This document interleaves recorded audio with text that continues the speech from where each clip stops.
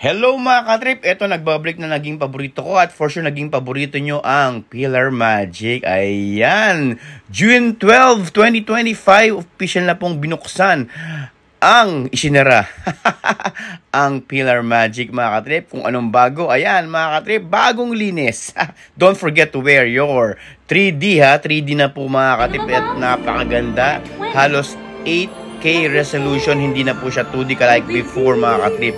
Ayan, nakita nyo kapag sinuot nyo ang salamin, napakalinaw. Yes, at ang bago mga katrip, dinagdag nila, ito, si Coco Miguel and Friends mga katrip. Napakagandang dagdag, additional dito po sa Pillar Magic. Kaya isama nyo na po ito sa inyong itinerary kapag kayo pupunta rito sa Hong Kong Disneyland. At ang hindi mawawala, syempre si Donald. Haha! Oops, tandaan ang salamin, huwag nyo pong iuwi mga katrip. Alright, see ya here!